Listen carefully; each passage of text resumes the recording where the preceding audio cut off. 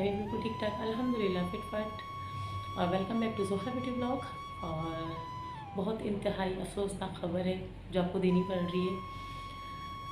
मारूफ हमारे actor comedian Umar शरीफ साहब अब इस दुनिया में नहीं है। उनका इंतकाल हो चुका है। वो इस दुनिया फान से रुखसत फरमा के जा चुके हैं। इंतहाई अफसोसनाक खबर है। ये बहुत इंतहाई अफसोसनाक बात है जो आपसे शेयर कर रही हूँ। अभी 2 से ढाई घंटे पहले उनकी इंतकाल की खबर आई है। और उनका इंतकाल कहाँ, कब और कैसे हुआ, ये सब मैं आपको अपनी इस वीडियो में डिटेल में बताती हूँ। सबसे पहले तो मैं उनके घर वालों से और उनकी फैमिली से बहुत ज़्यादा दिली हमदर्दी है मेरी उनके साथ। अल्लाह पाक उनको सब्र अता फरमाए और जनाब उमर शरीफ साहब को जन्नत फिरदौस में अल्लाह ताला मकाम अता फरमाए। बहुत बड़ा लेजेंड, बहुत बड़े अजीम एक स्टार को हमने खो दिया। पाकिस्तान में ही नहीं, इंडिया में, मुल्क भर में वो बहुत सुपरस्टार थे। वो हीरो थे, हमारे कौम के भी हीरो थे, पूरी दुनिया के हीरो थे।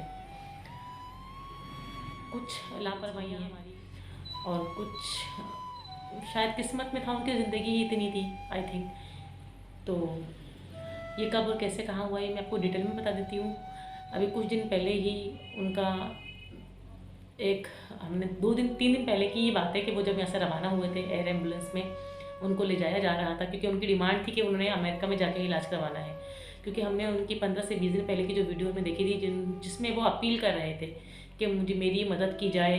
और तो काफ़ी लोगों ने ये गलत समझा इस बात को कि शायद वो उनको माली इमदाद की ज़रूरत है, बट ऐसा कुछ नहीं था। उनको माली इमदाद की ज़रूरत नहीं थी। उनकी बहुत अच्छे से क्लियर किया था कि उनको माली इमदाद की ज़रूरत नहीं, उनको सिर्फ और सिर्फ अमेरिका का वीज़ा लगवाने के लिए हुकूमत से हेल्प चाहिए। जो कि बहुत ताख़ीर के बाद उनका वीज़ा लग गया। काफ़ी इस प्रोसीजर में बहुत टाइम लगाया। अगर टाइम टू टाइम ये काम हो जाता तो शायद वो और जी सकते थे।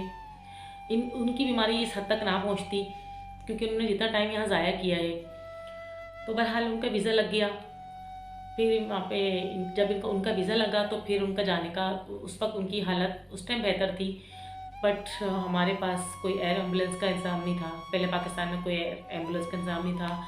लेट करते करते करते बहुत टाइम गुजर गया। फिर जब एयर एम्बुलेंस का इंतज़ाम हुआ, वो भी पाकिस्तान से नहीं, वो फिलिपाइन से वो उनका अरेंजमेंट हुआ एयर एम्बुलेंस का, तब तक उनकी हालत इतनी ख़राब थी कि वो उसमें सफ़र नहीं कर सकते थे।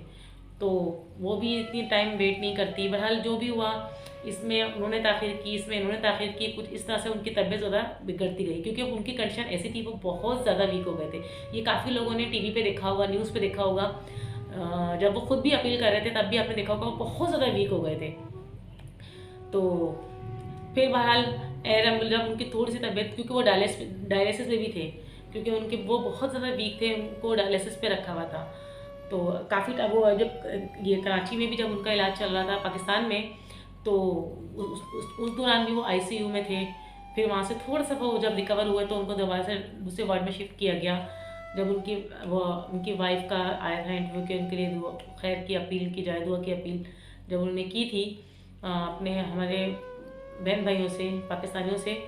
तो फिर बहरहाल जब पूरा सीन हो गया, जब उनको आ गए, वो एयर एम्बुलेंस आ गई, तब उनको जब वो थोड़े से रिकवर हुए तो उनको एयर एम्बुलेंस में शिफ्ट कर दिया गया, वो अमेरिका के लिए।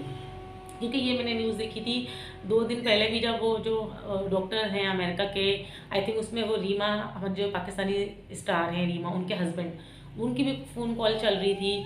तो वो भी इस अरेंजमेंट में लगे हुए थे कि जब वो आए तो उनका ट्रीटमेंट वहाँ होगा। और वो खुद भी यही चाहते थे उमर शरीफ साहब कि मेरा ट्रीटमेंट वहाँ पर हो, अमेरिका में हो।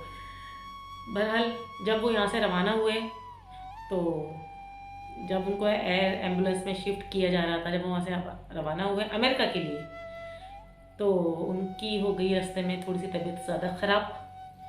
तो उनको आधे रास्ते से ही फिर मोड़ कर जर्मनी शिफ्ट किया गया। पहले तो ये देख रहे थे कहाँ ऐसा हॉस्पिटल है जहाँ अच्छी सी फैसिलिटीज़ अवेलेबल हो, बिल्कुल अमेरिका की तरह। जैसे अमेरिका में अच्छी फैसिलिटीज़ होती हैं, हॉस्पिटल्स वगैरह में अच्छे डॉक्टर्स होते हैं, अच्छे सामान होते हैं, अच्छा स्टाफ होता है। तो वो लोग ये चीज़ देख रहे थे, तो उन्होंने एयर एम्बुलेंस का रुख मोड़ा जर्मनी की तरफ। जब वो जर्मनी में उनको पहुँचाया गया तो डॉक्टर्स काफ़ी सारे कुछ अलग मशवरा कर रहे थे कि इनकी ओपन हार्ट सर्जरी की जाए, इनका ये किया जाए, लेकिन उनकी हालत इस काबिल थी ही नहीं कि उनकी ओपन हार्ट सर्जरी की जाए, क्योंकि वो इतने वीक थे। क्योंकि आपको पता है सर्जरी में, ऑपरेशन में इंसान में थोड़ी बहुत भी कुव्वत होनी चाहिए। ज़ाहिर है, माना कि बेहोश करके या सुन करके जो भी करके वो सर्जरी होती है, तो उसके बाद मतलब ब्लड तो आपका ज़ाया होता है ना, इतना निकलता है, फिर उसके बाद की तकलीफ़ कितनी होती है। तो इंसान में थोड़ी बहुत तो कुव्वत होनी चाहिए कि वो इस चीज़ को बर्दाश्त कर सके। लेकिन उमर शरीफ साहब में इतनी कुव्वत बिल्कुल भी नहीं थी कि वो इस चीज़ें बर्दाश्त करते। बहरहाल इसी उसमें जब उनका ये जब डिस्कशन चल ही रही थी, जब ये बातचीत चल रही थी, तो उस टाइम पे उनके डायलिसिस भी चल रहे थे उमर शरीफ साहब के। उस डायलिसिस के दौरान वो बेहोश हुए हैं, और वो जो बेहोश हुए हैं तो वो उस बेहोश होने के बाद दोबारा होश में नहीं आए, और वो उस बेहोशी की आलम में इस दुनिया फ़ानी से कूच कर चुके हैं। बहुत अफसोस के साथ, बहुत दुखी दिल के साथ मुझे आपके साथ मैं ये शेयर कर रही हूँ सब, क्योंकि हमने अपने कौम का बहुत नायाब हीरा खो दिया। बहुत अजीम इंसान थे, बहुत ज़्यादा हंसमुख, क्योंकि जितने लोगों के चेहरे पे मुस्कुराहट आती थी उनकी वजह से ही आती थी।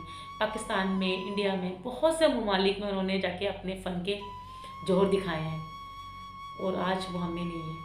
तो बस मेरी आप लोग से ये रिक्वेस्ट है कि आप लोग प्लीज़ उनके लिए दुआ कीजिए, और उनके अहले खाना जितने भी हैं, अल्लाह पाक उनको सब्र जमील अता फ़रमाए, और उमर शरीफ साहब के दर्जात को बुलंद फरमाए, और उनके लिए आसानियाँ आगे पैदा हों। हमारी तो बस यही दुआ है कि खुदावंद करीम उनको आला मुकाम अता करे, उनके लिए कब्र में आसानियाँ पैदा हों, और उनको जन्नत में जगह मिले। अगर वीडियो अच्छी लगी है तो लाइक कमेंट्स कीजिएगा, दुआओं में याद रखिएगा, अपना बहुत सारा ख्याल रखिएगा। चैनल जिसने सब्सक्राइब नहीं किया वो प्लीज़ मेरे चैनल को सब्सक्राइब, वीडियो करें लाइक। मिलूंगी एक और नेक्स्ट वीडियो में, तब तक के लिए अल्लाह हाफिज़।